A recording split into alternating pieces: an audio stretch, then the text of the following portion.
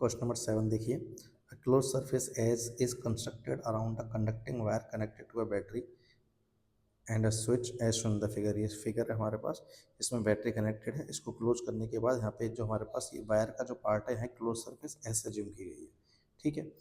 As the switch close the free electrons in the wire starts moving along the wire. जैसे current इसमें flow कराएंगे हमारे पास, तो free electrons जो है इसमें वो ट्रेवल करना स्टार्ट कर देंगे करंट के अपोजिट में।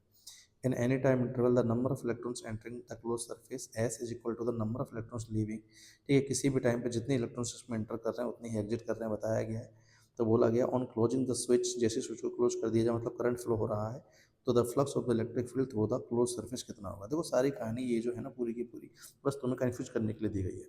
रियलिटी क्या है, कोई भी जो हमारे पास करंट कैरिंग कंडक्टर होता है, ठीक है, उसमें होता क्या है कि हमारे पास इलेक्ट्रॉन नो डाउट मूव कर रहे हैं, क्लियर। लेकिन जितने इलेक्ट्रॉन हमारे पास इसमें होते हैं फ्री, जितने इसमें इलेक्ट्रॉन होते हैं उतने इसके अंदर प्रोटॉन्स भी होते हैं। तो एक करंट कैरिंग वायर जो होता है वो हमेशा इलेक्ट्रिकली न्यूट्रल होता है, ठीक है।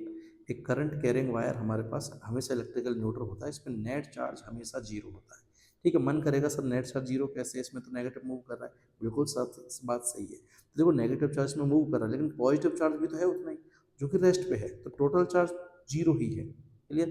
क्योंकि क्यू नेट अगर जीरो है तो ऐसे में अगर करंट कैरिंग सेगमेंट पे, करंट कैरिंग वायर पे कहीं भी तुम गॉसियन सरफेस मान लो, उसके अंदर हमेशा क्यू एनक्लोज जीरो होगा, इसलिए उसका फ्लक्स जो है वो एनी टाइम कैलकुलेट कर लो हमेशा जीरो ही रहेगा।